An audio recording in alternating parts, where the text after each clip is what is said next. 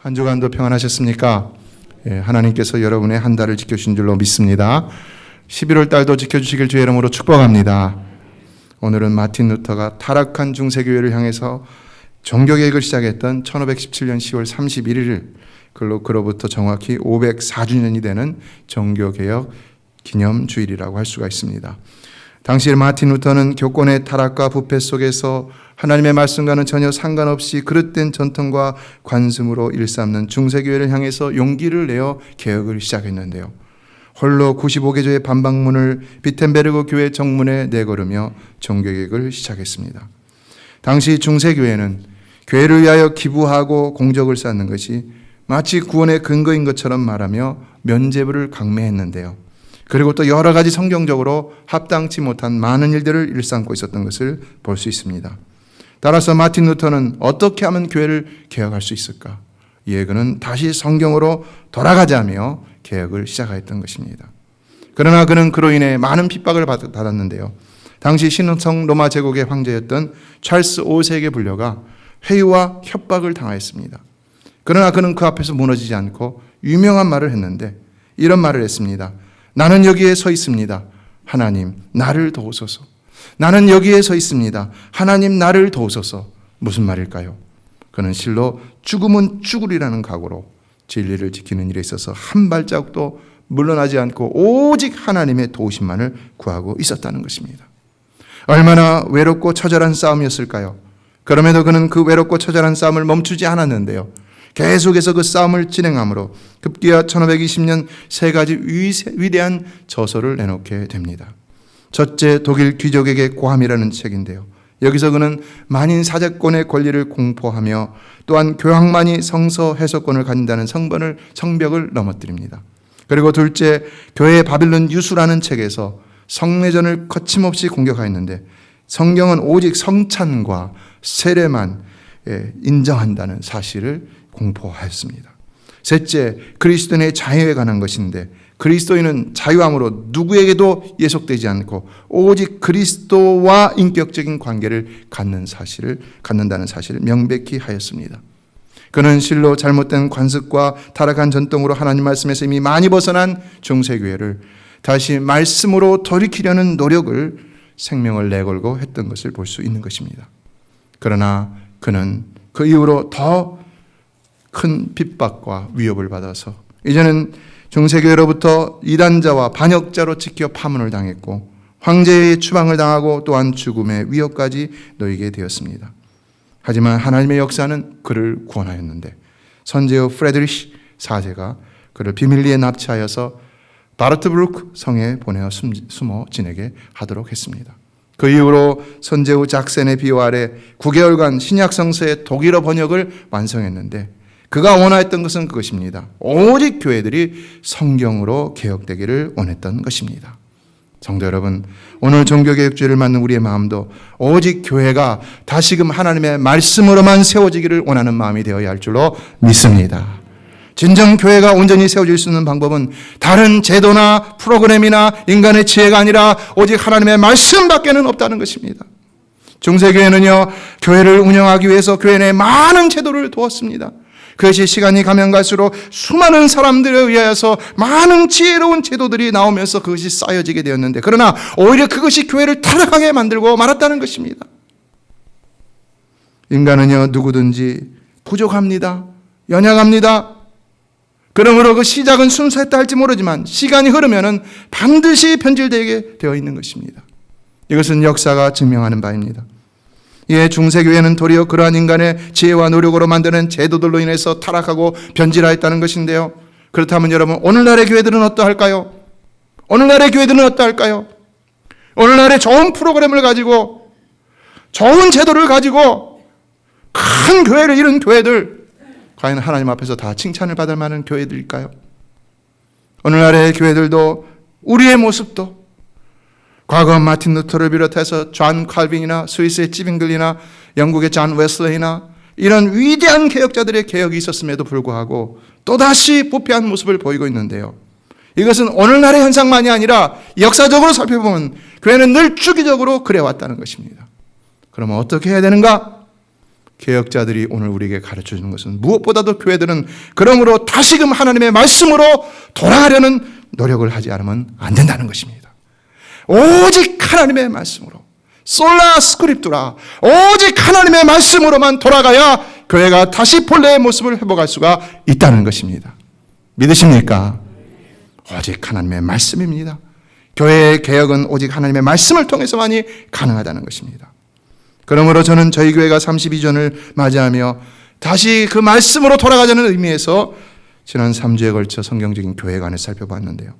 성도 여러분, 진정 우리 메시아 교회는 주님 오시는 날까지 하나님의 말씀 위에만 굳게 세워지는 하나님이 인정하시는 교회가 되기를 주의 이름으로 축원합니다. 그래서 우리는 교회의 연합과 일치에 관해서 살펴보았고, 또한 교회가 궁극적으로 추구해야 할 것이 무엇인가? 그것은 그리스도의 장성한 분량에 충만돼 이르기까지 그리스도로 충만한 영적 성장이라는 것을 살펴보았고, 지난 시간은 이와 같은 일들을 위해서 우리 성도들 각자는 무엇을 해야 되느냐? 반드시 옛사람의 모습, 예수 안 믿을 때 그 과거의 모습, 육체의 속을 따르는 죄악된 모습을 벗어버리고 인간적인 모습을 벗어버리고 성령으로 새롭게 된 새 사람을 입어야 한다라고 말씀을 드렸습니다. 이것이 현재 분사 명령형으로 되어 있는데요. 그러니까 우리는 이것을 위해서 언제나 늘 힘써야 된다는 것입니다. 다시 말해 교회의 개혁은 그치지 않고 계속해서 이루어져야 된다는 것입니다. 그렇지 않으면 우리가 교회가 교회다운 모습, 성도가 성도다운 모습을 지키기가 힘들다는 것이 본문이 우리에게 주는 교훈인 것입니다. 이에 계속해서 이어지는 지난 14장 17절 이후로 오늘 본문 이전의 6장 9절까지는 성도가 계속 실천해야 할 세상에 관한 구체적인 교훈들을 여러 가지 측면에서 전해준 것이라 할 수 있는데요. 오늘 본문은 이러한 모든 단락을 최종적으로 마무리하는 부분이라 할 수 있습니다. 그렇다면 새 사람으로 살라는 교훈의 마지막은 어떤 말씀이 주어지고 있는 것인가? 과연 우리가 새 사람으로 살아가는 데 있어서 가장 결정적인 문제는 무엇인가? 사실은 이것에 관해서 말씀하는데요. 그것은 무엇보다도 영적 전쟁이라는 것입니다. 우리가 우리를 지키기 위해서 가장 관심을 둬야 될 것이 무엇이냐? 영적 전쟁이라는 것입니다. 우리는 반드시 마귀와의 영적 전쟁에서 승리해야 성령으로 거듭난 새 사람의 모습을 지킬 수가 있다는 것입니다. 여러분, 왜 중세교회가 타락하게 된 것일까요? 왜 오늘날의 교회가 계속해서 타락한 모습을 보이고 왜 우리가 성도로서의 모습을 지키지 못하고 무너지는 모습을 보일 때가 있는 것일까요? 본문이 가르쳐주는 그것은 영적 전쟁에서 패배하기 때문이라는 것입니다. 영적 전쟁에서 패배하기 때문에 우리가 부패하고 타락한 모습을 보여준다는 겁니다. 그러므로 우리가 성도로서 살아남기 위해서는 반드시 이 영적 전쟁에서 승리해야만 한다는 것입니다. 예, 우리가 먼저 기억해야 할 것은 우리가 그리스도 안에 거하여 새 사람의 삶을 살기로 결심한 순간 모두가 다 치열한 영적 전쟁터에 놓이게 된다는 것입니다. 이것은 누구도 예외가 없습니다. 그래서 베드로 사도는 말했습니다. 근심하라, 깨어라, 너희 대적 마귀가 우는 사자같이 두루다니며 삼킬 자를 찾나니 너희는 믿음을 굳건하게 하여 그를 대적하라. 마귀를 우는 사자라고 표현했습니다. 우는 사자는 뭡니까? 배가 고파 으르렁거리며 잡아먹을 짐승을 찾아 돌아다니는 그러한 사자인 것입니다. 그러니까 마귀는 항상 이처럼 으르렁거리며 잡아먹을 성도를 찾아서 그들을 호시탐탐 노리며 돌아다니고 있다는 것입니다. 여러분이 집에 있을 때도, 일터에 있을 때도, 교회에 있을 때도, 예배할 때에도 사단은 여러분의 빈틈을 노리고 있다는 겁니다. 여러분의 연약함을 노리고 있다는 것입니다. 그래서 베드로 자신도 예수님을 따라가면서 내 생명도 바치겠다고 했지만은 그러나 마귀에게 삼킨바되어 주님을 3번이나 부인했다는 겁니다. 그 예수님을 부인하기 전까지는 그래도 예수님을 사랑하는 마음으로 영적 전쟁에서 자기를 지키려고 노력했었습니다. 그런데 무너지는 것은 한순간이었습니다.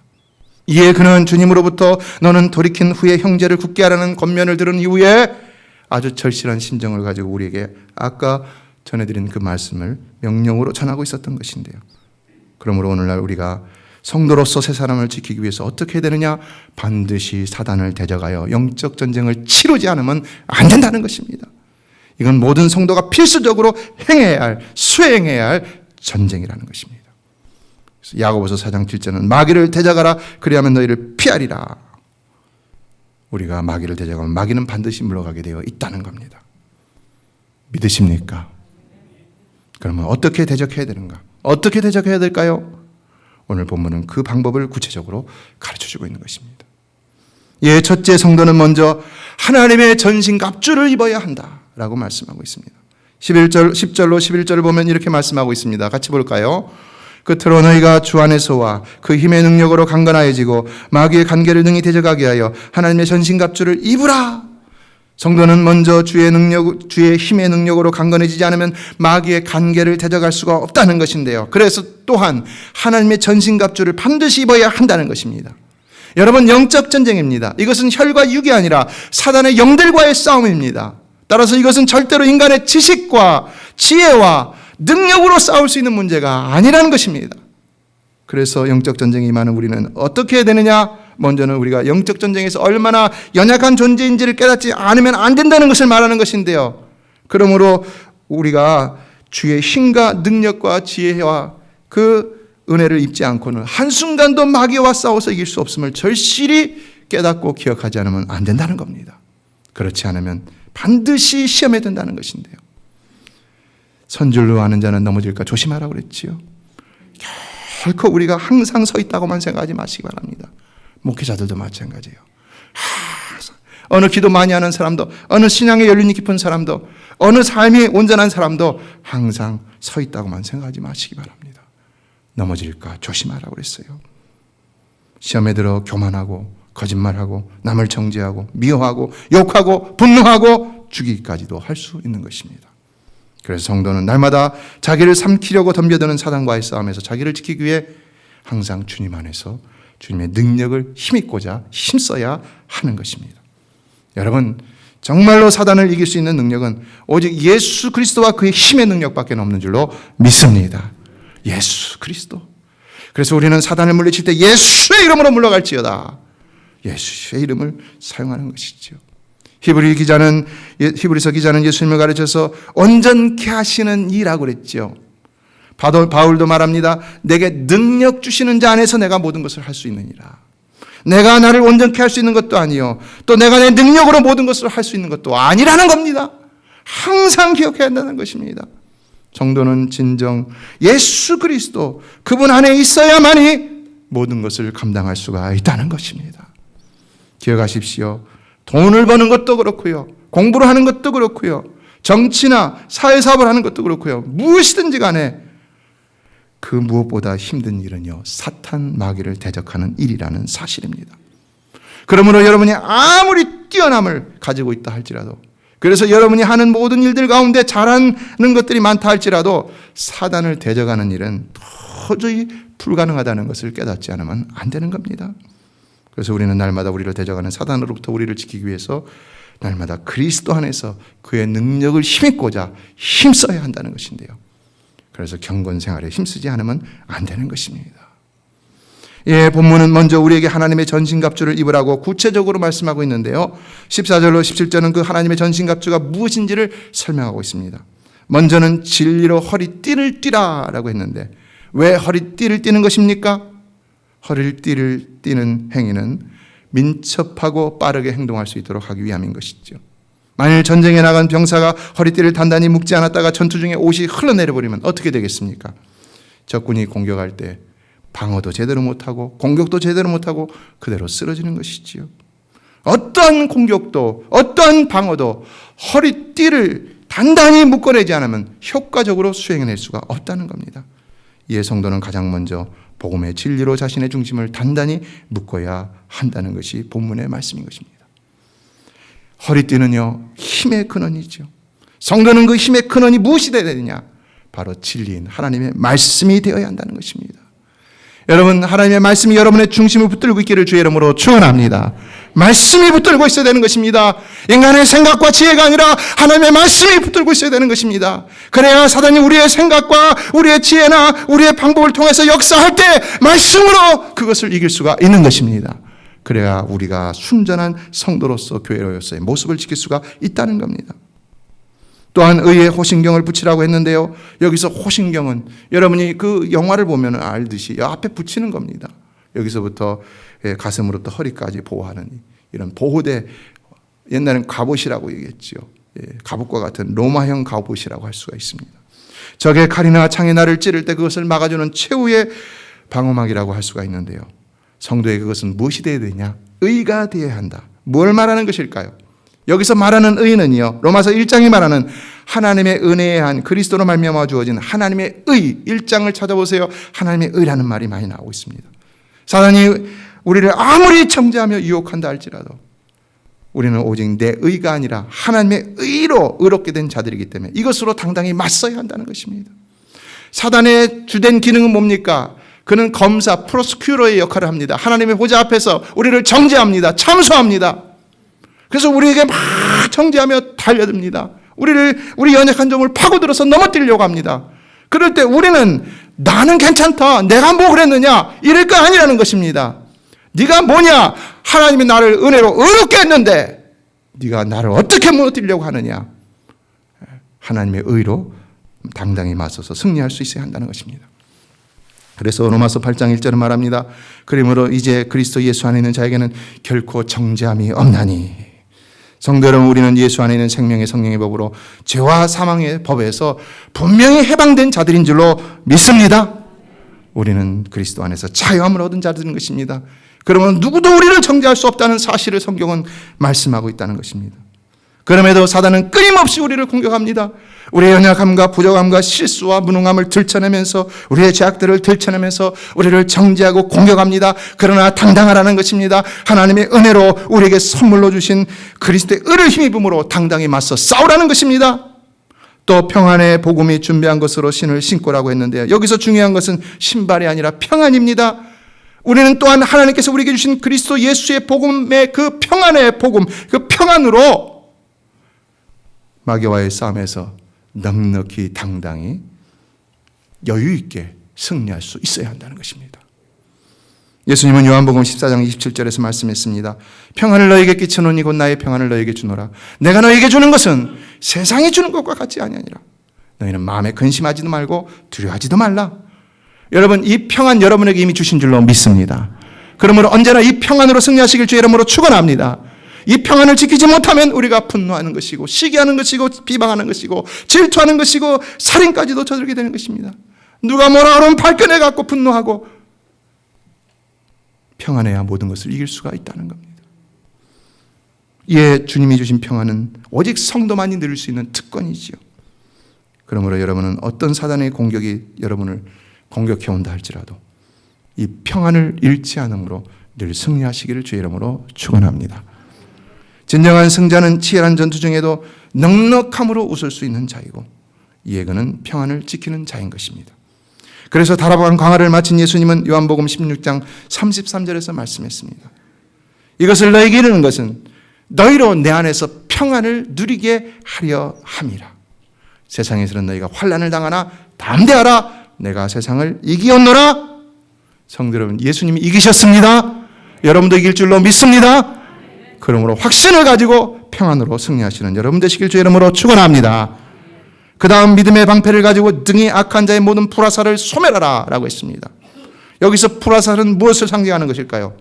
어느 주석가는 이렇게 주석을 했습니다. 의심, 공포 등을 상징하는 것이라. 사탄은 성도를 넘어뜨리기 위해서 그의 마음을 의심으로 공포로 공격한다는 겁니다.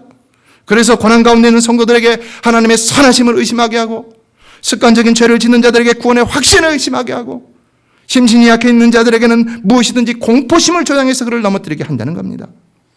그럴수록 우리는 더욱 굳세 믿음으로 우리 자신을 지켜야 한다는 것인데요. 성도 여러분, 주님은 분명 여러분을 사랑하셔서 기뻐하심으로 여러분을 택하시고 구원하신 줄로 믿습니다. 이것이 성경적입니다. 에베소서 1장 5절은 그 기쁘신 뜻대로 우리를 예정하사 예수 그리스도로 말미암아 자기의 아들들이 되게 하셨으니 그랬어요. 여러분이 물건을 살아갈 때 뭘 택합니까? 내가 기뻐하는 걸 택하는 거지요. 하나님도 우리를 창조하시고 이 피조물 가운데 우리를 기뻐하셨기 때문에 우리를 예정하사 택하셔서 하나님의 아들들이 되게, 자녀들이 되게 하셨다는 것입니다. 믿으시기 바랍니다. 오직 하나님의 주권적인 은혜로 우리를 택하셔서 구원하신 것입니다. 그러므로 로마서 8장 35절은 누가 우리를 그리스도의 사랑에서 끊으리요? 아무도 끊을 수 없다는 겁니다. 우리의 선택도 우리의 공로도 아니라 오직 하나님의 주권적인 은혜와 사랑으로 우리를 택하신 거기 때문에 누구도 그 사랑에서 그 은혜에서 우리를 끊을 자가 없다는 것입니다. 하나님의 사랑은 완전합니다. 믿으십니까? 하나님의 선택은 완전합니다. 믿으십니까? 그러므로 하나님은 택하시고 후회하지 않습니다. 하나님은 부르시고 후회하지 않습니다. 여러분이 실수하고 범죄했다고 버리시는 분이 아니라는 것입니다. 그러므로 사단이 아무리 여러분을 정죄한다 할지라도 흔들리지 말라는 것입니다. 범죄한 우리를 구원하시기 위해서, 그것도 영원히 구원하시기 위해서 히브리서 10장은 한 영원한 제사를 드리셨다고 그랬죠. 바로 예수님이 그러셨다고 그랬죠. 영원히 구원하시기 위해서 자신의 독생자를 죽이셨던 분이 우리 하나님이신 것입니다. 예수님은 할 수 있거든요. 무슨 말이냐? 믿는 자에게는 능히 하지 못할 일이 없느니라 하셨는데요. 그러므로 우리도 그런 주님의 사랑 안에서 믿음으로 행하기만 하면 진정 능히 하지 못할 일이 없다는 사실을 믿고 믿음으로 행할 수 있어야 하는 것입니다. 그러므로 두려워하지 마시기 바랍니다. 두려워할 때가 우리는 많아요. 그럼 믿음으로, 강한 믿음으로 두려움 없이 다시 일어나는 여러분 되시길 주 이름으로 축원합니다. 믿음은 하나님께서 은혜로 주신 선물입니다. 그러므로 여러분이 사단의 공격 앞에서 봐라! 나에게는 하나님이 주신 선물인 믿음이 있다! 내보인다면 사단은 반드시 여러분을 함부로 하지 못할 줄로 믿습니다. 그러므로 그 다음은 구원의 투구를 쓰라고 했는데요. 우리의 머리는 구원의 확신으로 가득 차 있어야 한다는 것입니다. 그러나 마지막으로 우리가 취해야 할 영적인 무기는 무엇이냐? 공격력 무기는 무엇이냐? 성령의 검, 곧 하나님의 말씀이라고 했는데 이것이 사단을 이기는 유일한 공격력 무기라는 것이죠. 그래서 예수님도 40일 금식 기도 이후에 자신을 유혹하고 시험하는 사단을 이길 때 뭘 사용했습니까? 오직 하나님의 말씀을 사용하셨던 것을 볼 수 있죠. 말씀 위에 다른 말씀하지 않았습니다. 내 생각은 이런 생각 말씀하지 않았습니다. 오직 하나님의 말씀으로만 물리치셨습니다. 요한계시록 1장 16절은 이 말씀을 그리스도의 입에서 나오는 검으로 표현한 것을 볼 수가 있습니다. 이에 히브리서 4장 12절은 그 말씀이 좌우의 날선 어떤 검보다도 예리하다고 그랬어요. 이에 성도는 사단으로부터 공격을 받을 때 그냥 소극적인 방어 자세만 취할 것이 아니라 반드시 더 적극적으로 이 하나님의 말씀을 가지고 사단과 싸워 이길 수 있어야 한다는 것입니다. 성도는요, 말씀을 많이 읽고 암송할 수 있어야 하는 것입니다. 그래야 사단의 시험과 유혹에 흔들리지 않고 예수님처럼 당당히 승리할 수가 있는 것입니다. 그러니까 왜 우리가 사단의 시험과 유혹에 넘어져 곤고한 삶이 되느냐? 그것은 말씀이 없기 때문이라는 것입니다. 말씀의 지식이 없기 때문이라는 것입니다. 그래서 그저 믿음과 구원과 의의 확신만 가지고 계속해서 방어전만 하다 보니까 언젠가는 지쳐서 쓰러진다는 겁니다. 말씀으로 한 방을 날려야 되는데 말씀으로 한 방을 못 날리니까 방어만 하다 보니까 지치다가 쓰러진다는 겁니다. 여러분은 항상 하나님의 말씀을 주야로 묵상하는 자가 되시길 주 이름으로 축원합니다. 말씀을 가까이 됩니다. 그래서 예배가 중요한 것입니다. 그러나 본문은 두 번째로 한 가지를 더 말씀하고 있음을 우리가 결코 잊어서는 안 됩니다. 그것은 성도는 하나님의 전신갑주를 입을 뿐만 아니라 항상 성령 안에서 기도함으로 영적 전쟁을 치러야 한다는 겁니다. 그리고 그 기도는 여러 성도들과 또한 사역자들을 위한 기도도 포함되어야 한다고 말하고 있는데요. 이 말씀은 바로 성도는 영적 전쟁을 할 때 기도로 연합전선을 펼쳐야 한다는 것이지요.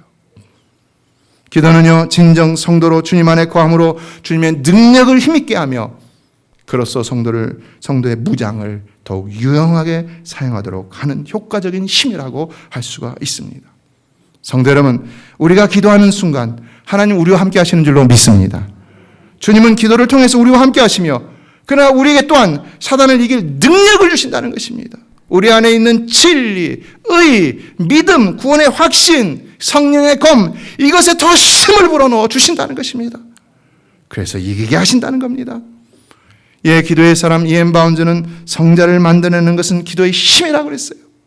우리가 교회만 왔다 갔다 한다고 거룩해지는 것이 아니라는 것입니다. 우리가 하나님의 말씀 읽기만 한다고 되는 것이 아니라는 것입니다.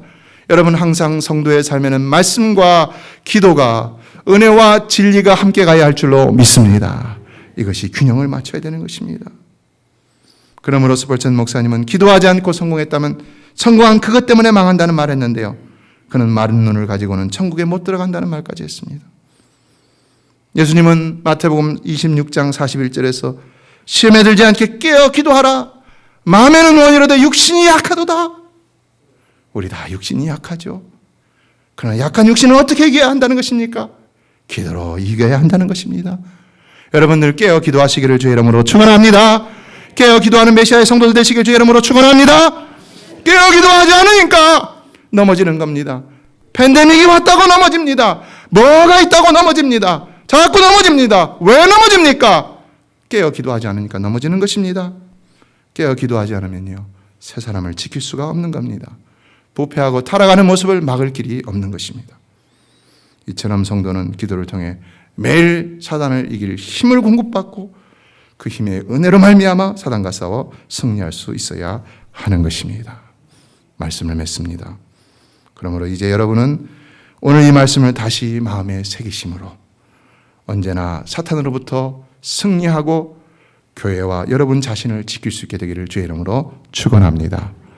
늘 기도 가운데 주님 안에 거하심으로 주님이 주시는 힘의 능력으로 진리와 믿음과 또 의, 구원의 확신, 평안, 또 성령의 꼭 하나님의 말씀으로 싸우고 승리하셔서 늘 강건한 신앙생활을 할 수 있는 메시아의 모든 성도가 되시기를 주의 이름으로 축원합니다. 사람의 지혜나 노력으로는 사탄을 물리칠 수 없습니다. 영적인 문제 절대로 해결할 수 없습니다. 교회 문제 절대로 해결할 수 없습니다. 만약에 그것으로 해결되어지는 교회라면은 교회가 아니에요. 교회는 오직 하나님의 말씀으로 모든 문제가 해결될 수 있어야 하는 것입니다. 하나님의 말씀이면 사단은 반드시 패배하고 물러가기 때문인 것입니다. 그러므로 능력 있는 집회를 인도하며 많은 영혼을 구원했던 그 유명했던 과거 빌리 선데이 목사님은 항상 이렇게 외치며 살았다고 합니다. 나는 죄와 싸우겠다. 발이 있는 한 죄를 차버리겠고 주먹이 있는 한 죄를 쳐버리겠고 머리를 가지고 있는 한 죄를 받아버리겠고 이를 가지고 있는 한 죄를 물어뜯겠다. 내가 늙어서 주먹도 발도 이도 힘도 없을 때라도 영광의 집에 들어가기까지 잇몸으로라도 죄를 이기겠다. 여러분, 히브리서 12장 4절은 우리에게 죄와 싸우되 피 흘리기까지 싸우라 했어요. 여러분, 피 흘리기까지 사단 마귀와 싸우시는 성도가 되시길 주의 이름으로 축원합니다. 영적 전쟁을 반드시 치르시기 바랍니다. 영적 전쟁의 방관자가 되지 마시기 바랍니다. 꼭 무슨 모든 문제 앞에서 영적 전쟁을 직시하고 기도와 말씀으로 싸워 승리하는 여러분 되시기를 주의 이름으로 축원합니다. 그러할 때 우리가 504주년을 맞는 이 종교개혁, 우리 자신도 이 개혁으로 계속해서 지킬 수 있고 또 교회도 지켜지게 될 줄로 믿습니다. 특히 팬데믹으로 무너진 교회와 여러분 자신의 신앙을 돌아보시길 바랍니다. 그리고 다시 결단할 수 있는 시간, 말씀으로 다시 세워지고 내가 말씀 생활, 기도 생활 다시 회복하겠다 하는 결단으로 다시 세워지는 이 시간 꼭 되셔서 여러분의 남은 생에 이 일이 계속해서 반복적으로 이루어짐으로 인해서 정말 하나님 앞에 섰을 때에 잘했다 칭찬받을 수 있는, 우리 그거밖에 없잖아요. 이 땅에서 아무리 뭐 하더라도 하나님이 나는 너 모른다 그러면 그것이 끝이에요. 정말 하나님 앞에서 인정받는 교회와 성도가 다 되시기를 주의 이름으로 축원합니다. 기도하겠습니다.